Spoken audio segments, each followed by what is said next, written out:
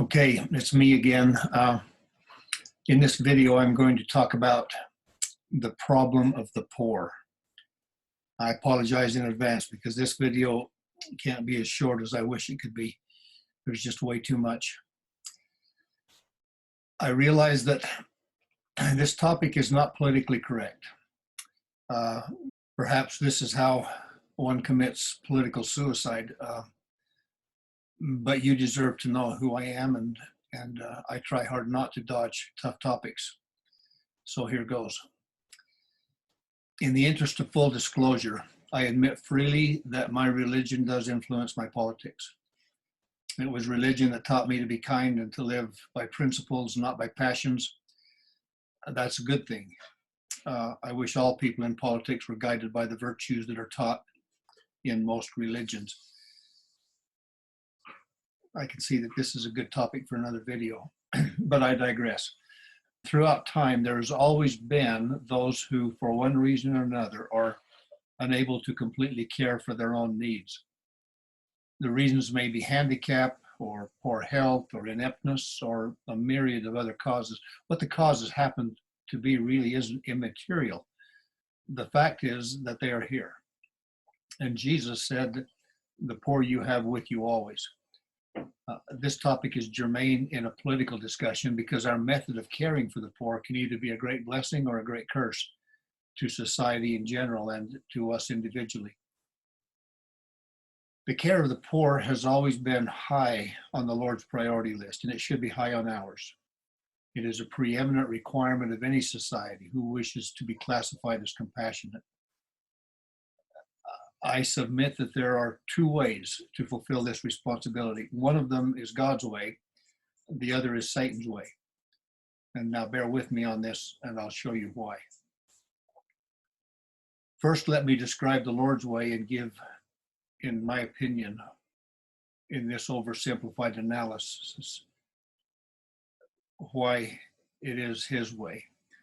God's agenda for each of us is that each of us in this life become as much like him as we can. God is kind, he's caring, he's responsible, he's self-reliant, he's generous, and he is all of the other virtues that we could name. His desire for the poor is that they, as nearly as possible, become responsible and resourceful and self-reliant. In order to become like him, it must be so. The rich, they are apparently already self-reliant, so his desire for them is that they would become generous and kind and caring. God's way of caring for the poor is for the rich people to share what they have. When the Lord's way is employed in caring for the poor, those who are the givers improve their lives by learning to be generous. They're entitled to the spiritual rewards of the generous, which include the blessings of personal growth, plus all the fuzzy feelings that accompany generosity and love.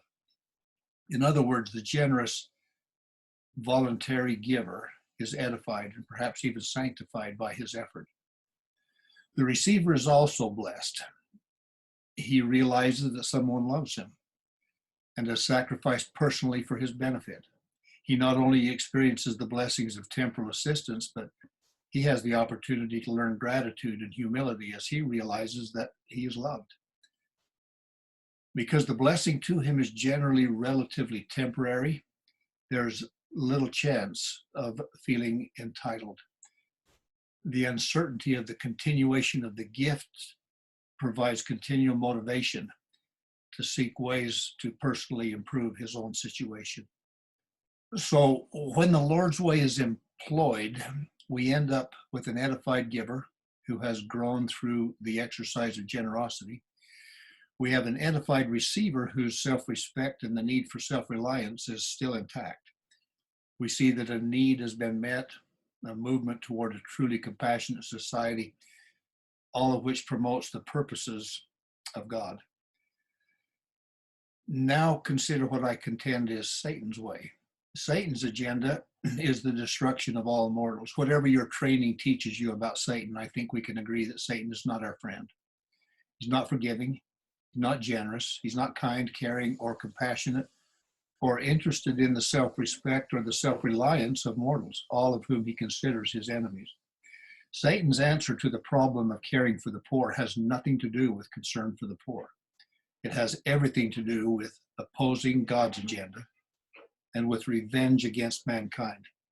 So Satan has devised a way to seduce us into an illusion of helping the poor, while in fact he is destroying the prosperity and the self-reliance of the rich, simultaneously defeating the self-respect, the desire for self-reliance, and any tendency for gratitude in the poor. In the process of, he also accomplishes the destruction of liberty, which he hates. Satan is the original tyrant. So Satan's method is to employ the powers of government to get money through confiscatory taxation, which is then given to as assistance to the poor. Consider the results of this process. The poor, who are the recipients of the money, are damaged as their self-respect slips away. They tend to slip rather quickly into a mindset of entitlement as the initiative to seek self-reliance slips away. Instead of promoting industry, the free money incentivizes indolence. After all, why would we work if we do not have to? Strangely, the poor inevitably begin to resent the rich, just as the rich come to resent the poor. Any feelings of gratitude are soon swept away by the increasing feelings of entitlement and resentment, and there's soon a great divide between the rich and the poor. The rich, who have derived their money through their industry, are penalized for their effort as rewards of their labor are stripped away without compensation. The more they make, the more they have to pay. The incentive to produce wealth decreases as more and more of their wealth is diverted to the undeserving. They are deprived of any fuzzy feelings for their gift because it wasn't a gift at all. More often than not, there develops a resentment of the tax and of the poor to whom the tax is given. In the process of all this, there is a violation of a basic tenet of liberty, which is the principle of personal property. In Satan's process, that which belongs to one man is stripped away without compensation and given to someone who has not earned it. A side effect of all this is that in obedience to economic law, that which is subsidized increases, while that which is penalized decreases. Industry decreases, indolence increases. Those would ordinarily be industrious transition to indolence because indolence becomes more profitable and is much easier. And thus indolence and dependency increase as industry decreases until the industrious can no longer meet the wants of the indolent. The economic system is crushed under the weight of the social programming. Checkmate. Satan has won. He's defeated the poor by destroying their initiative, gratitude, their self-respect. He's defeated the rich by economically crushing and embittering them. Love is lost, liberty is lost, and the hope of creating peace and harmony is defeated. I contend that the care of the poor is not and never has been legitimate government responsibility. It is the responsibility of private individuals and organizations like churches. The use of government to meet this need is a tool of Satan to oppose in every way the agenda of God. The founders knew this, and they even predicted that it would be a great temptation which, if yielded to, would result in a transition to democracy from a republic, which would then quickly evolve into a welfare state, which would eventually result in the economic collapse and the loss of liberty. This topic is discussed ad nauseum in the political arena, and almost all of the antagonists have got it wrong. In our politics, the question seems to be how much government welfare is just right. The only correct answer has to be none. Once the principle is violated, there's no longer a place to draw a line. Any violation is a violation of the property right. It's a violation of the principles upon which freedom and prosperity are based. It is interesting to me that so many people get seduced by Satan's agenda on this topic. I suppose it's because it's so much easier to give away somebody else's money than it is to give away my own. Satan's agenda has, however, crushed every society that has embraced it, and it will crush America if it's allowed to run its course. Margaret Thatcher got it right. The problem with socialism is that we eventually run out of other people's money.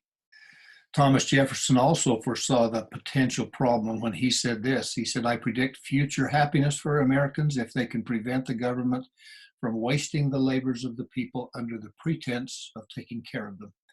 The trillions that we have thrown at poverty have only made poverty worse and have weakened the overall economy.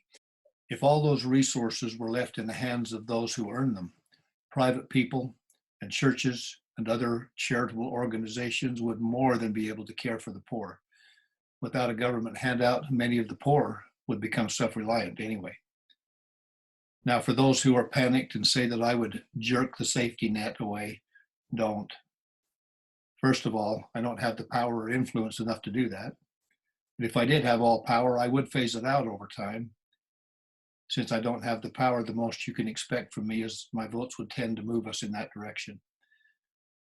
My name is Doug Heaton. I'm running for Senate District 24. If you like the video, please like and share. Thank you so much for watching.